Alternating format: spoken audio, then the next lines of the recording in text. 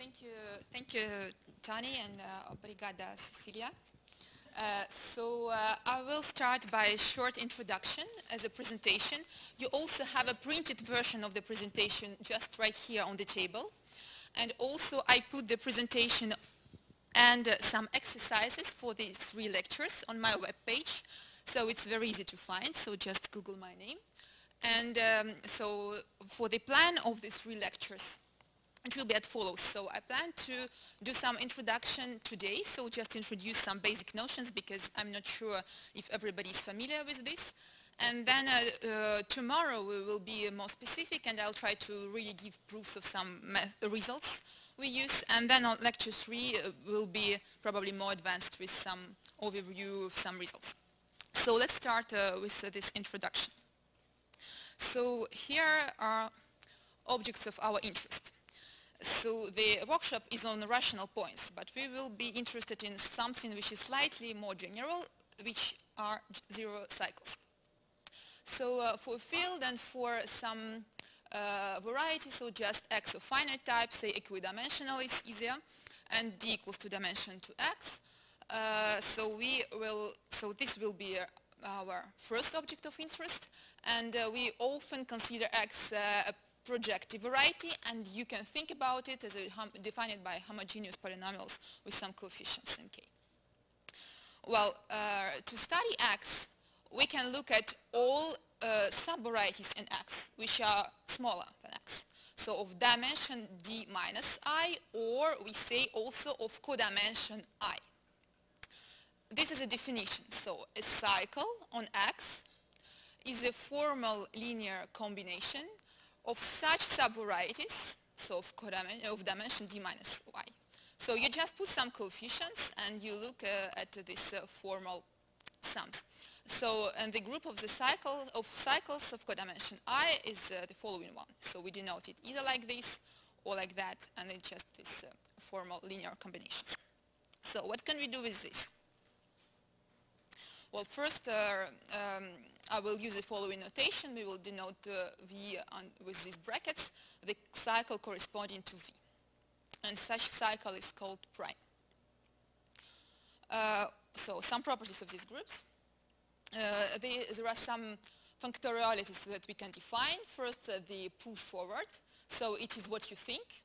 Well, you put 0 if the dimension of the image is too small, and otherwise you put the image but with some coefficient, where coefficient is defined like this, is degree of the field extension, which turns out to be finite in this case, if you have this. Then you can also define, even on this level, the pullback on cycles. So if it is particularly easy if you are with a flat map, in this case,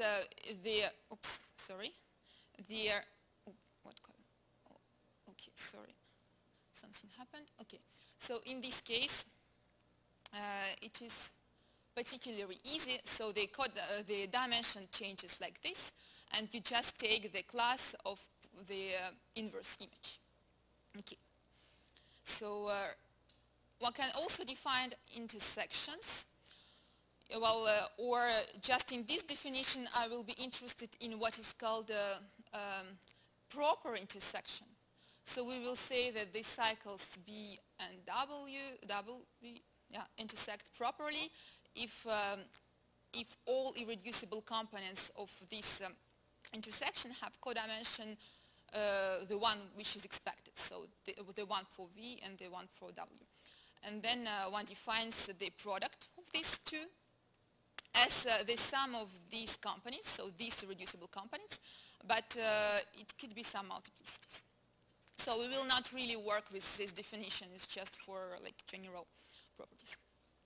And also if we are with complex varieties, which is smooth projective, then one can relate these groups of cycles with cohomology.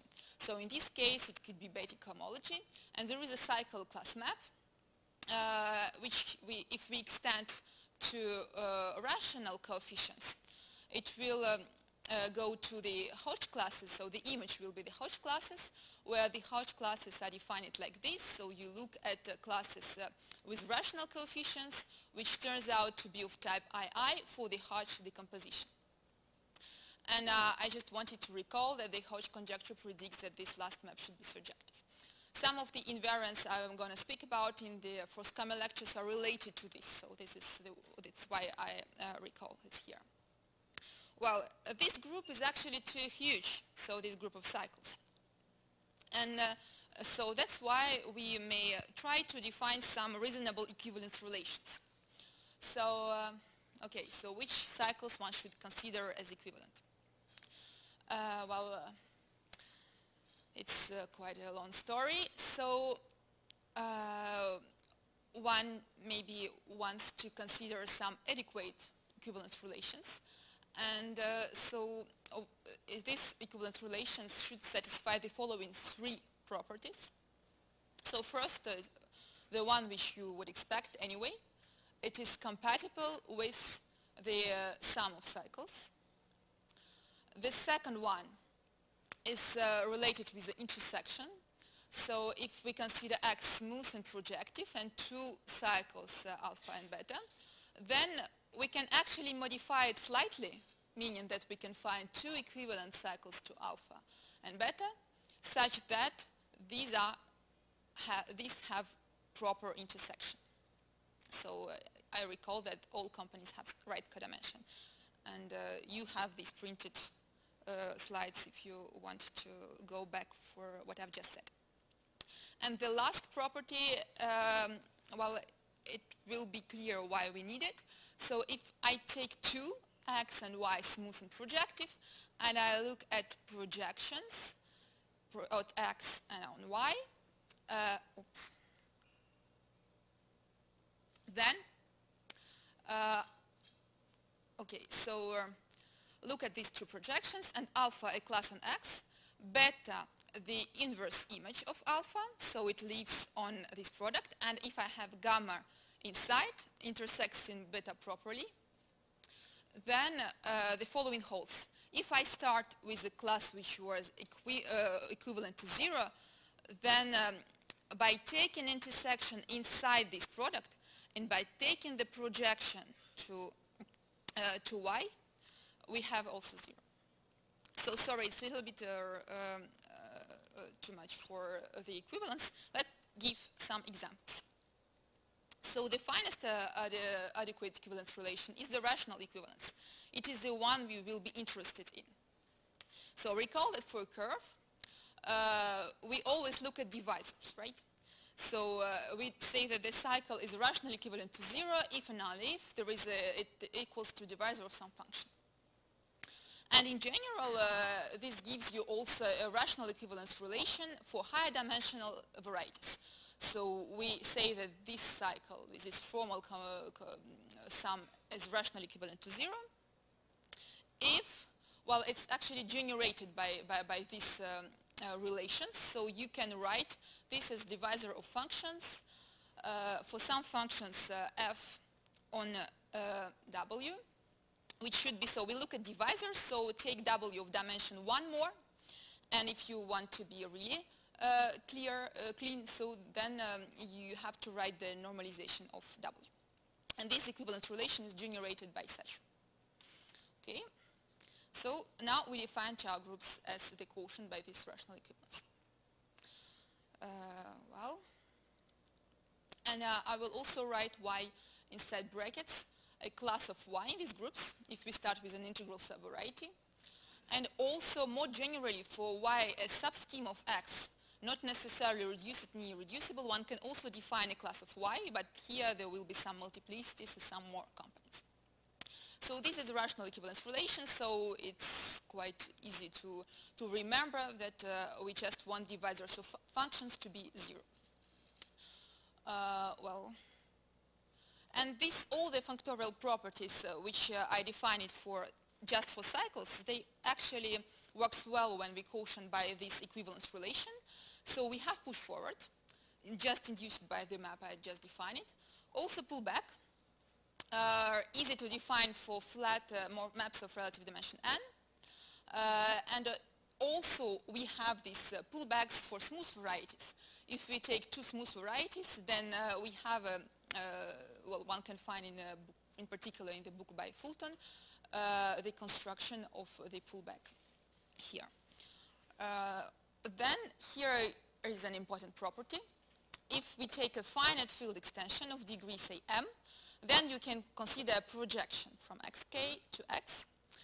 And so we can consider this composition here, which goes, so we start from x, then go by pullback to x over bk, and then go back.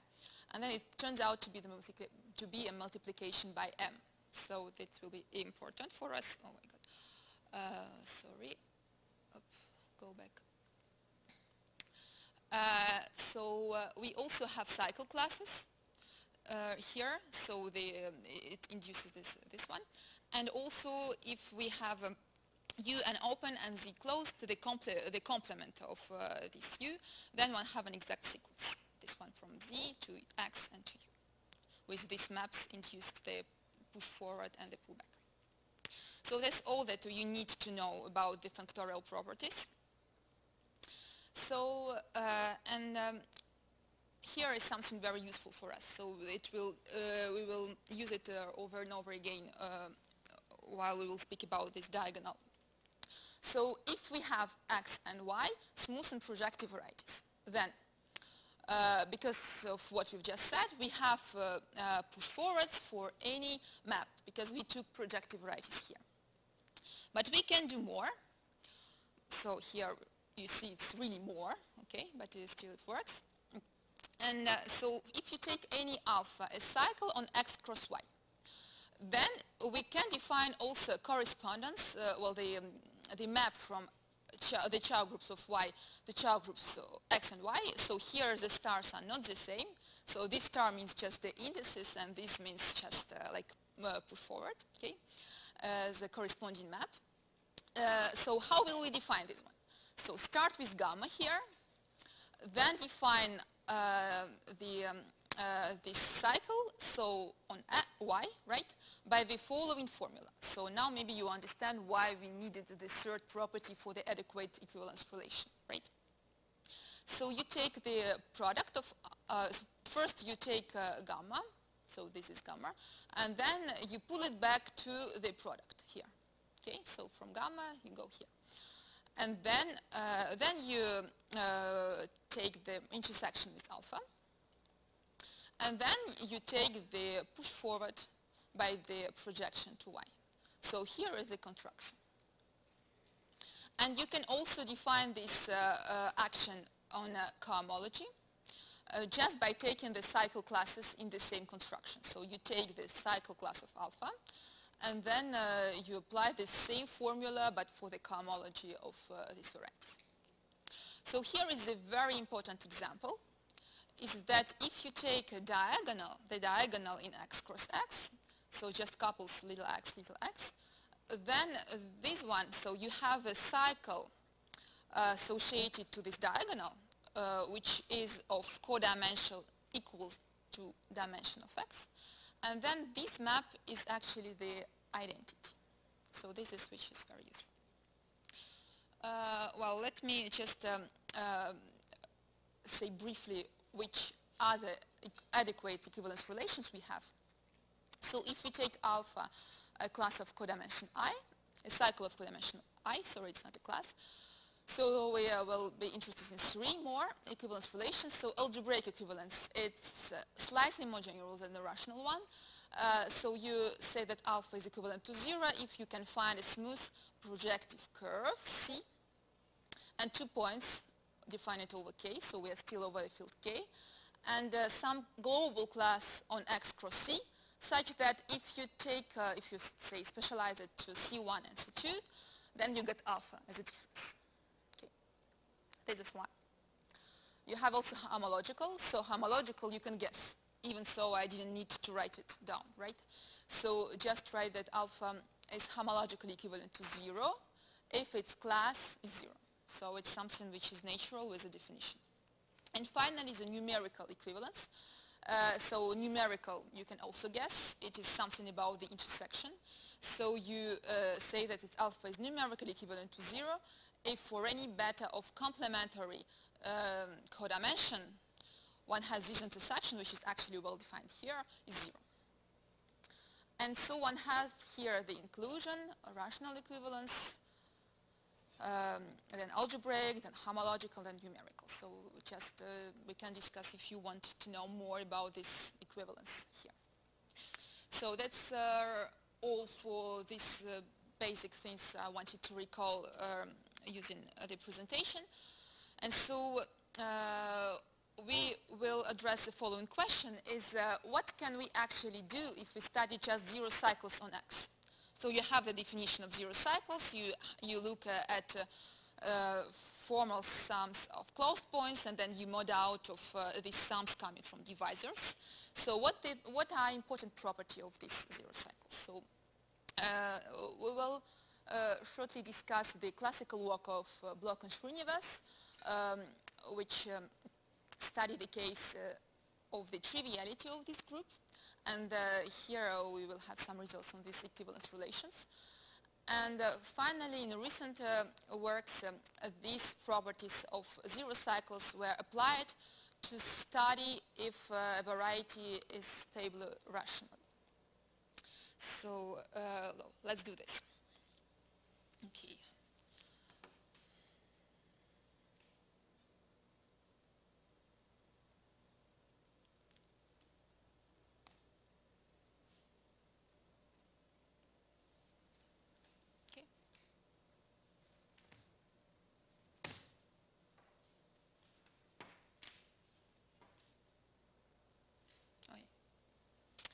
Okay, so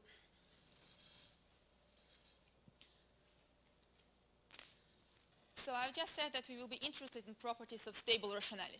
So let me recall some things. Olivier already defined some notions in his lecture. So let me recall some of this. So this will be one, rationality properties.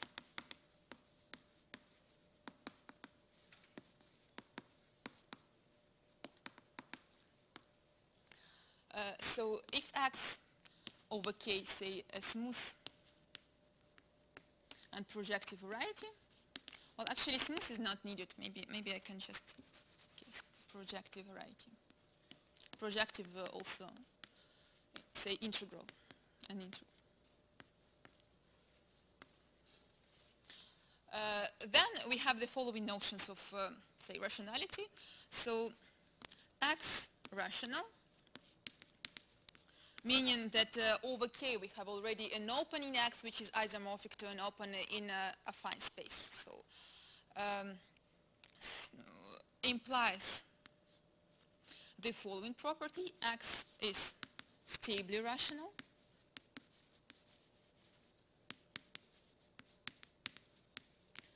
So this means X cross PM K is rational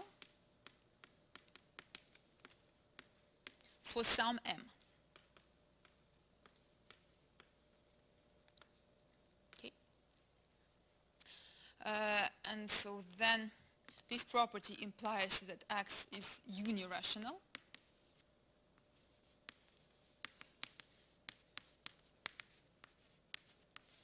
So this again is defined over K. And this means that there is a dominant rational map from some projective space to X. Everything is defined over K. And this property, as Olivier recalled, also implies that, say, well, X is rationally connected.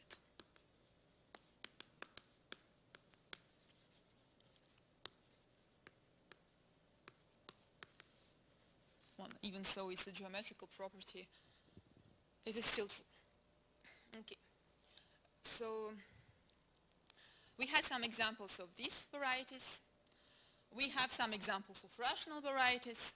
So let's think about these implications, in particular, whether these four notions are different. So indeed, here one knows that there are some varieties which are stably rational but not rational. These examples exist. Classically, one was interested in examples of unirational varieties which are not rational. And this question was open till 70s of the last century, where one had 3 examples, so I will write them here. X unirational,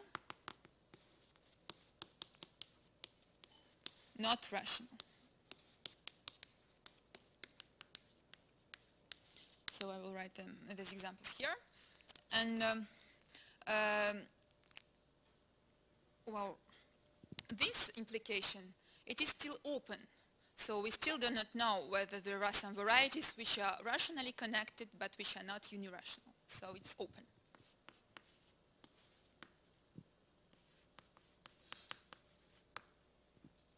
So let me just describe these 3 examples of varieties which are unirational but not rational.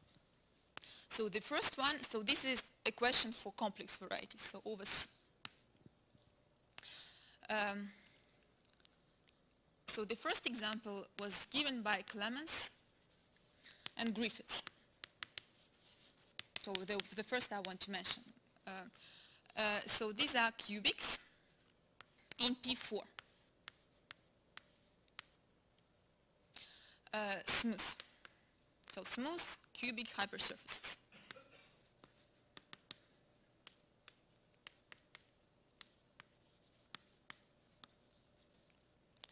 So they are always unirational.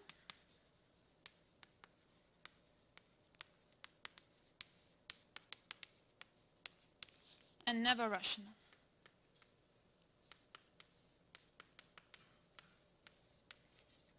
Well, they're never rational because of their intermediate Jacobian properties. So intermediate Jacobian, well, maybe I will write it here. So because of the intermediate Jacobian, which is defined as G3 of X. So you look at the cohomology group and then you mod out by H3XZ plus the F2 for the Hodge filtration. So I wrote it down because we will somehow, later we will use this. So this is one. So the second example is of Iskovskih and Manin.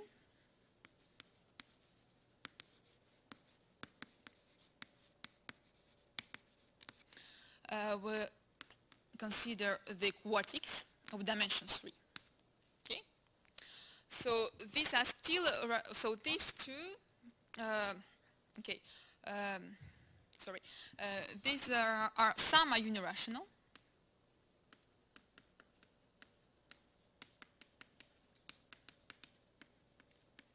They are all rationally connected over C because they are Fano.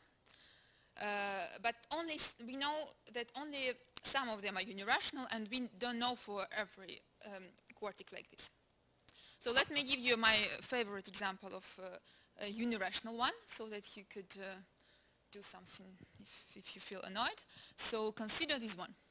So I write here the homogeneous coordinates T0, T4. So here is an equation. So Tony may be happy because I write an equation. So, yeah. So thank you. And so I take just force powers, all the force powers. Okay, let me write it like this. Then I take this once, minus 61 squared T2 squared. Then I take plus T0, T4 cube plus T1 cube T4 equals to 0. So I guess this one is actually unirational, and well, okay. So this one is unirational, and you can, there is a geometric argument to show this. So it's due to some special surfaces which one can find inside this variety. So it's a geometric construction. Okay. So, and some are unirational, in particular this one, and all non-rational. So, and this is because some called rigidity property. So, because rigidity, which is the following one. If you look at the group of automorphisms of X, so this X4, then it actually is the same one as the group of birational automorphisms of X4. And of course, this one is very big for a rational variety. So one cannot have X4 rational. So can I erase this? Yeah. Probably I can. So the third one is the one by Artin and Mumford.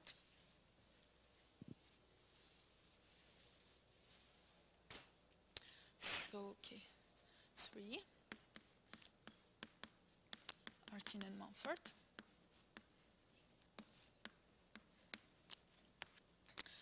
So these are some specific varieties. So some specific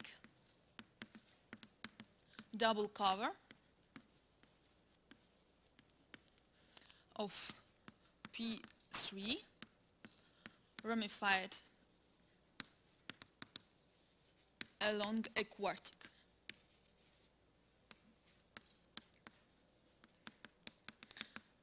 So this can be written as Z4 square minus some equation of degree 4 in Z0, Z3 equals to 0.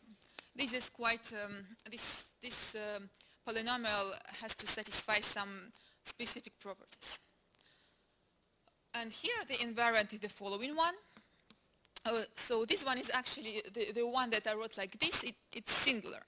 So one has to reserve singularities. But it turns out that here one has only ordinary double points, singularities. And after blow up, in particular, one has one model. And here, for any smooth x prime birational to x, one has that the torsion in the H3 with integral coefficients is non-zero. And this turns out to be a birational invariant, so this should be 0 for rational varieties. Okay, so we have these 3 examples. And now let's consider the equations of stable rationality. So what can be said about the stable rationality of these varieties? Because we know that they are all non-rational. They are all some, like here, are unirational. So what can we say more about this? Okay. So this one is the best one, because this invariant actually is a stable, it's also a stable invariant. So it also should be 0 for stably rational varieties. So these are not stably rational.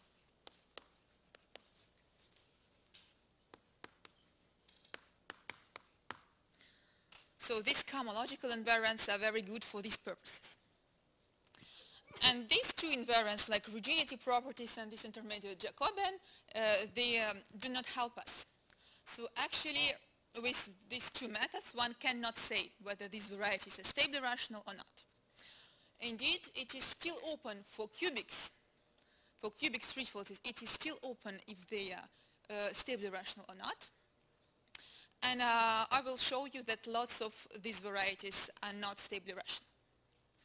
But then to answer this question, or to study these varieties, one can try to find some invariance, right? Like some stable invariance which should be 0 or not 0 here.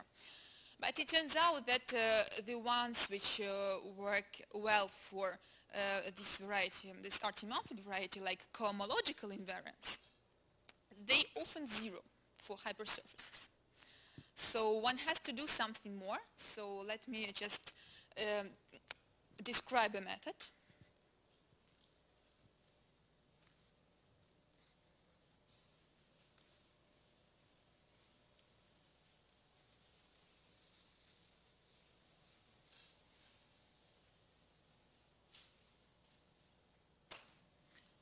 So a method.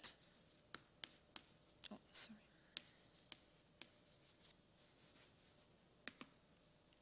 So first, find some invariance. So just what I've just said. Well, the point is that indeed for these varieties, even if these invariants are 0, but maybe we can do something else to still use some invariants, and in particular as this H3, the torsion in the H3, these are specialization arguments. So study some specialization properties.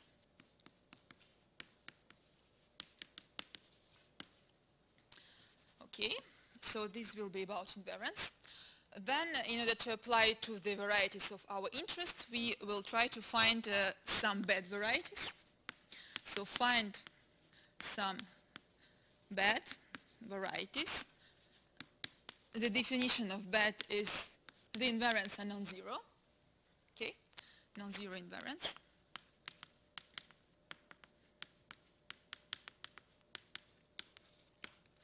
And then, if you want to study some varieties you like, so you want to apply it to some interesting families.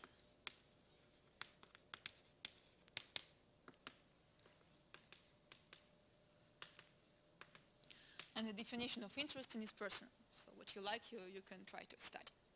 Okay, so let's tell you more about these invariants. So this will be invariants based on some properties of Chow groups of 0 cycles. So that's why we started by this.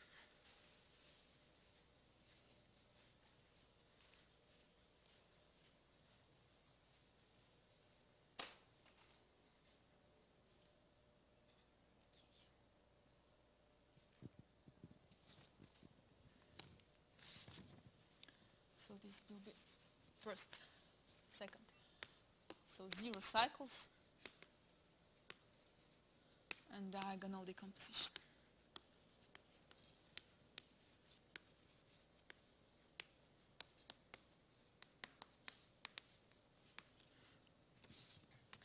Okay, so let's start with K a field and X over K, projective, geometrically integral variety.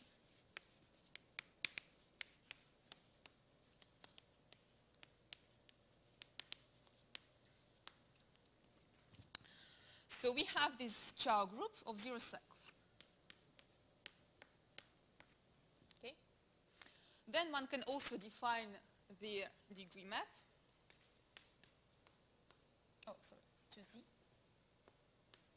The degree, which is defined as follows. So if I take sum of AI, PI, where PI are some points on X, so I send it to the sum of AI. And here it is a closed point, so there is some field extension. So the field extension is this one. You take the residue field of the point over little k, and here is a degree, and you take the sum. Okay.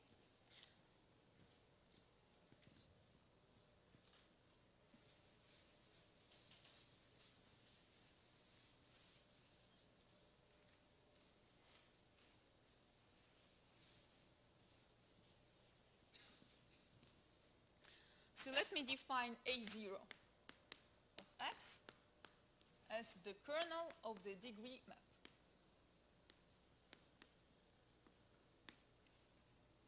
Okay, so this will be of our interest.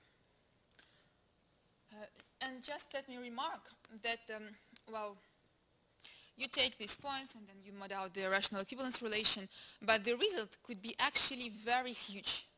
So let me just put it into a remark. So this result is due to Mumford.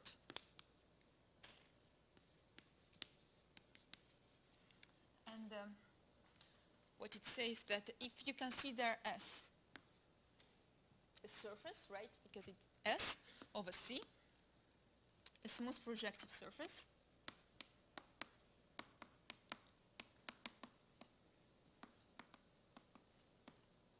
and if you assume that H20 of S is non-zero, then it's really huge, and I will put it this way: H0 of S is infinite dimensional.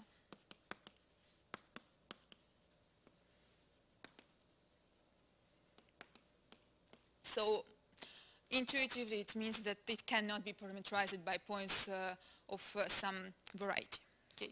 So just to tell you that actually this group could be very huge, but we will be interested in a converse case. So we will be actually interested in the varieties for which these groups are very small. So let me give you several definitions about what very small could mean.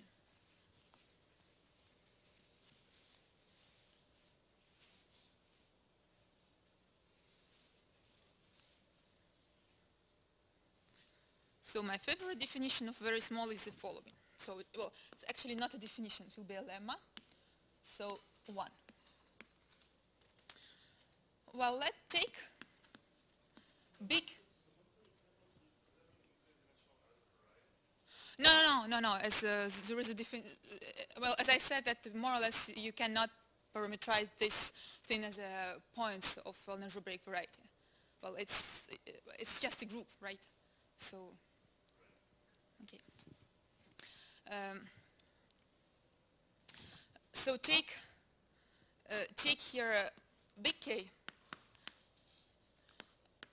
the function field of X. So I can do this because I assume that X is integral, so geometrically integral, in particular integral. And then assume that X of K is not empty. And also that the Chow group of 0 cycles of degree 0, but for variety extended to this function field of X equals to 0. Then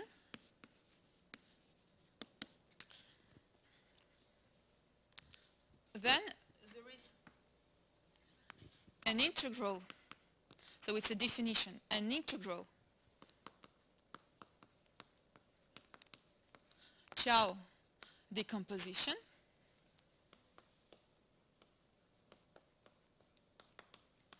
of the diagonal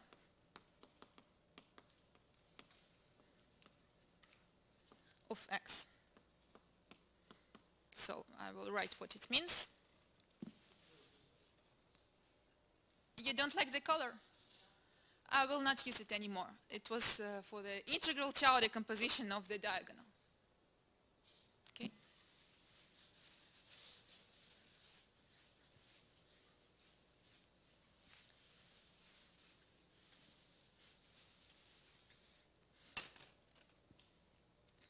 So which means that there exists a subvariety of X of codimension at least 1. Is it better here? Yeah. And a cycle Z in Chow group of dimension X, X cross X, supported on D cross Y, D cross X. Well, this meaning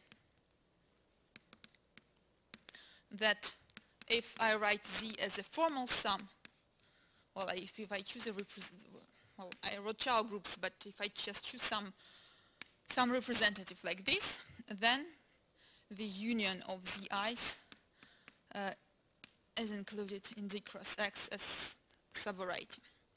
So there is this Z such that I can write the diagonal of X as a cycle, which is rationally equivalent to the sum of 2. So S cross little point X, where little x is a rational point. We assume that this set was non-empty, and plus this cycle Z. And so this holds in child group of dimension X of X cross X.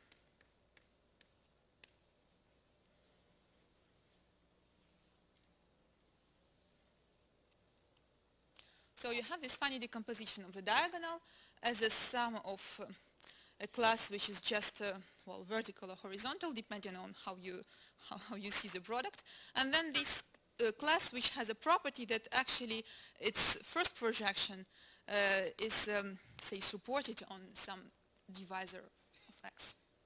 So let's prove this.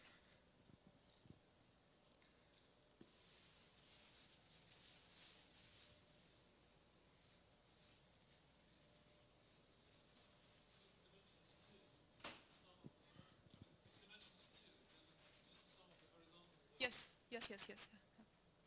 But dimension is 2. We are interested in dimension 3. So, okay, so proof.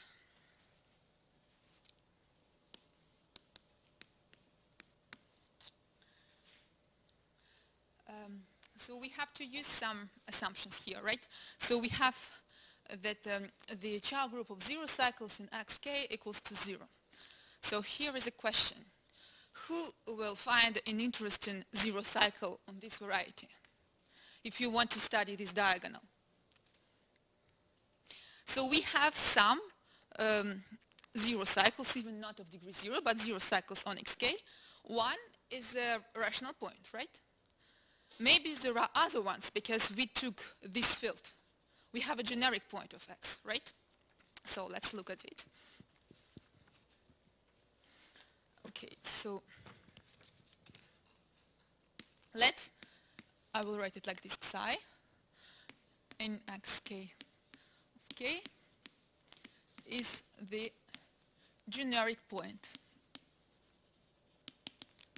of x.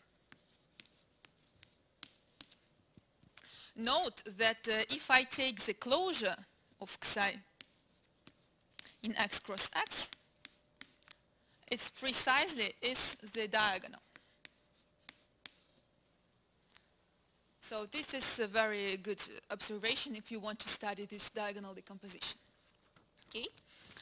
So we know that the difference of the diagonal and the point which comes from a k point of x. So this is a 0 cycle of degree 0, right? We have one here on one side and one on another side. So this is a 0 cycle of degree 0. And so it equals to 0 by assumption the difference is 0.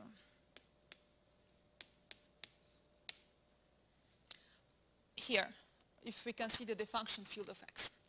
And now, in order to get the decomposition of the diagonal, it's just enough to spread out this equality.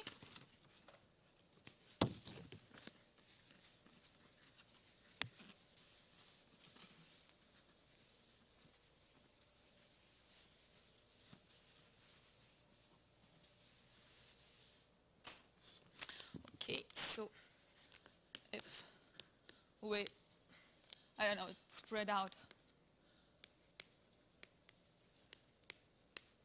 on x cross x, we get, so what we get? So the closure of the diagonal, I just said that it is of the generic point is a diagonal. And then we also have, if we look at x cross x instead of x over the function field 1, then we get big X cross a point. And that we know that these two are equal if we restrict to the generic fiber. So the difference, what is missing, is supported in something which is 0 on the generic fiber, so on the divisor. So plus z. So the difference, this just by definition is this difference, such that, so maybe I should write like this, z over k is 0, so over k of, well, over, let me put it like this, so that support of z is included in d cross x for some d in x of codimension at least one. So as in the lemma.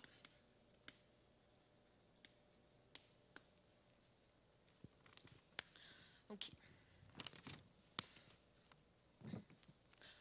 So this is the first way to say that this group is very small. So here is the second one.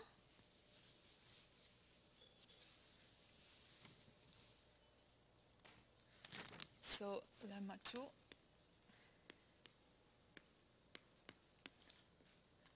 So the same assumptions, okay? So yeah, same assumptions, meaning that x is the same. Well, so what I said, projective, geometrical integral, x of k is non-empty. And now we just assume that for some universal domain,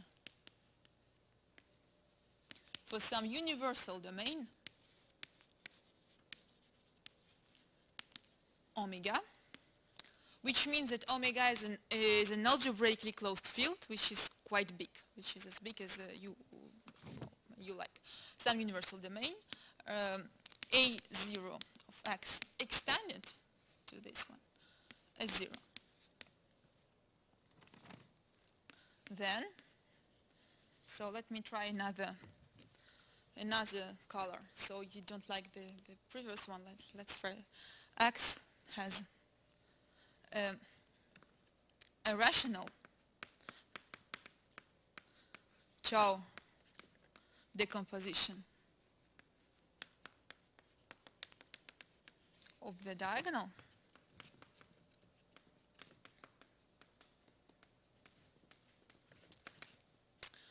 Which is actually the same one as this one, but just with some multiple for the diagonal. So n delta x, you can write it as a sum of x cross little x plus z. So with the same properties for little x and z, so little x is here, and for some n an integer. Okay. So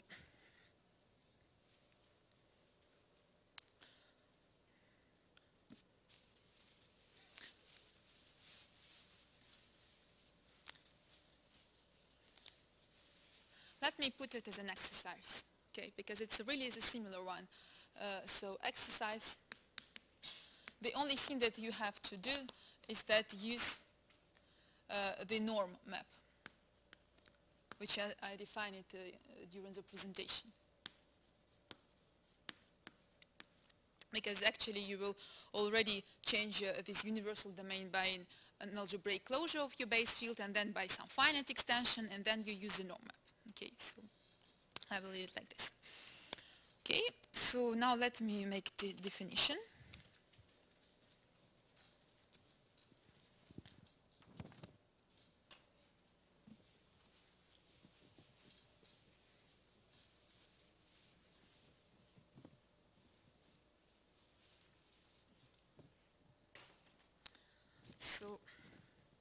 definition.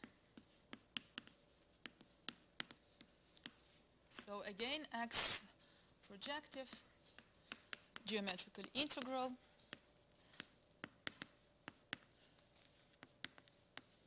well, we will always assume that x over k is non-empty.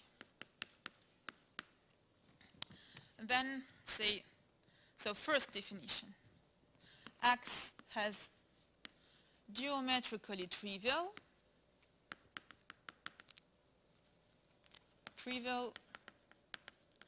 group of zero cycles, so CH0 group,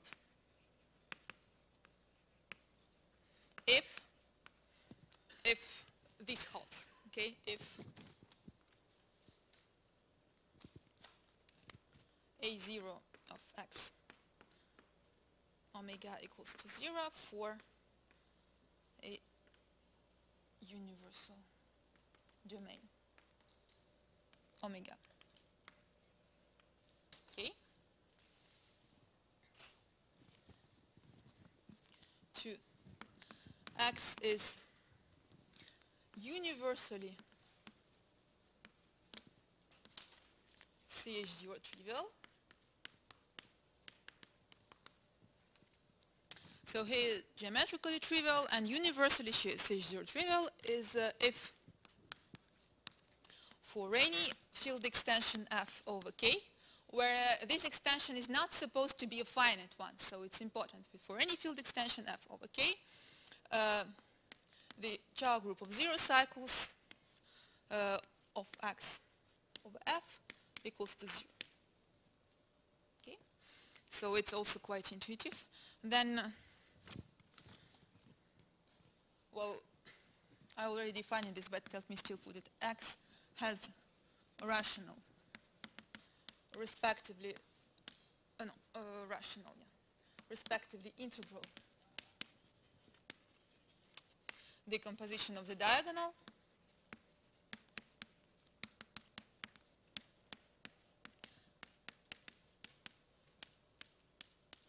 if we have these properties, either this one or respectively that one. And so here is this one, 2 stars, and here is 1 star. Sorry, yeah? Has a rational, respectively integral decomposition of the diagonal. It's precisely what I defined it in the 2 previous lemmas. So rational decomposition, it was in lemma 2, and the integral decomposition in the first lemma. Okay. Okay, so what will be examples?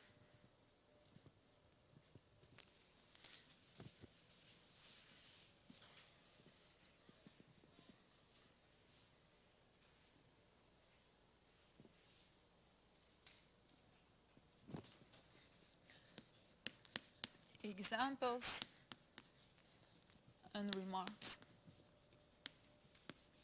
So first it will be a remark. So x is universally CH0 trivial implies x has integral decomposition of diagonal. So Chow decomposition. Why? Just because of the lemma 1, right?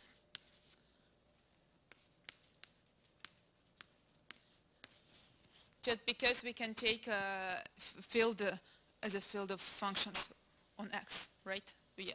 Well, for f equals to the function field of x.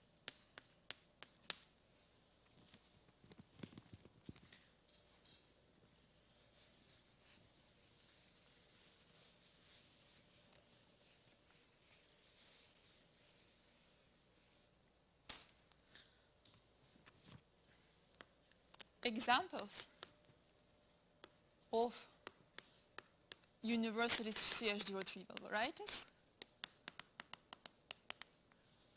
and 3 of CH0 trivial, of say geometrically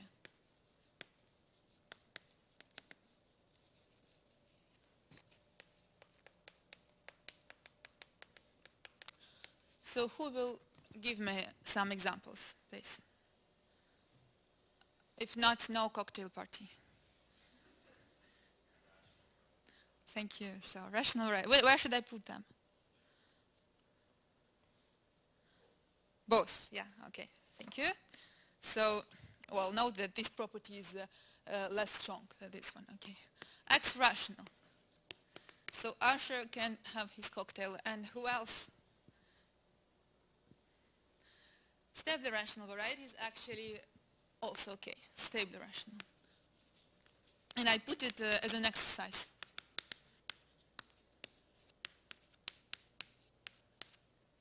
Okay. Now X geometrically search trivial, actually a rationally connected variety is defined by Olivier in his talk. They say smooth. They are geometrically search trivial just because you have lots of rational curves inside. Okay. X smooth, rationally connected.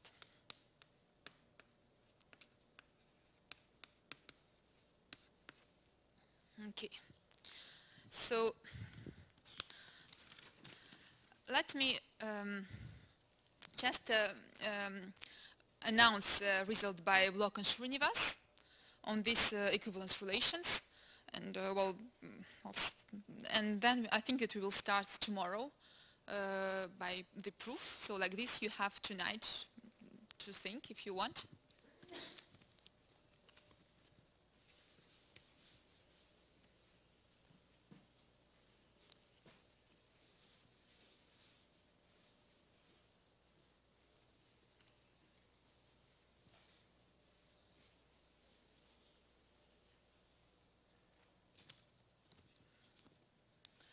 So proposition 1.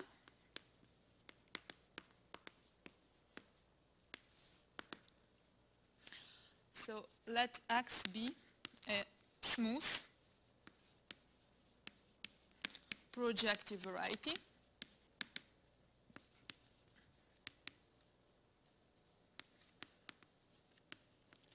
over, say, an algebraically closed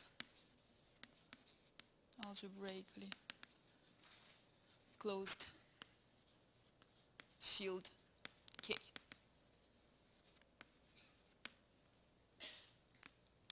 So first, if K, so the first one is due to Bloch and Srinivas.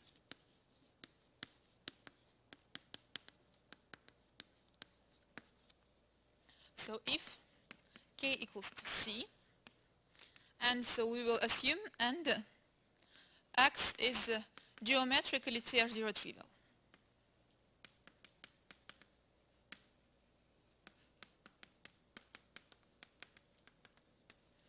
Then, so here is what I explained in the presentation. You have many of equivalence relations which are actually the same. So then, the algebraic and homological equivalence homological equivalences coincide for codimension 2 cycles, so for Z2 of X. And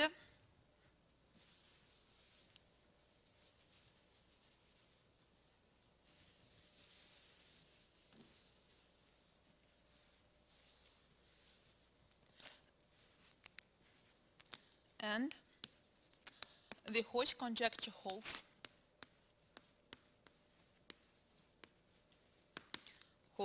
for codimension 2 cycles, holds for, again, for codimension 2 cycles.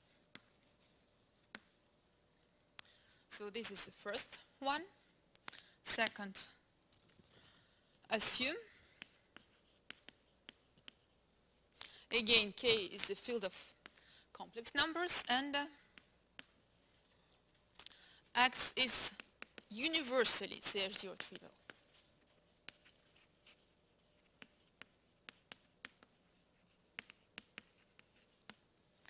then my favorite invariant is 0. So H3 axis torsion is 0.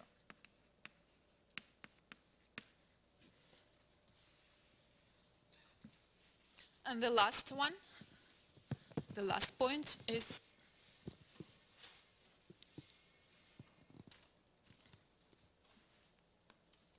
so no more assumptions on the field, just algebraically closed. Okay. Assume X universally CH0 trivial.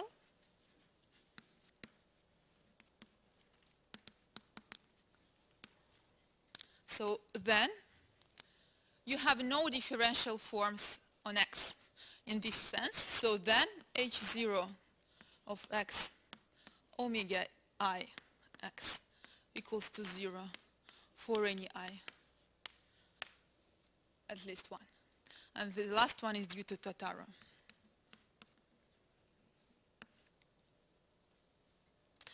So you may guess that actually the good property is this one of the diagonal decomposition.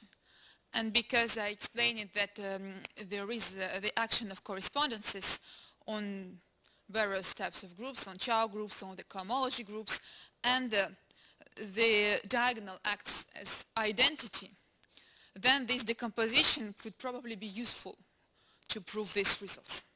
So this is the method, and I guess we will prove maybe not 3 of them, but something tomorrow.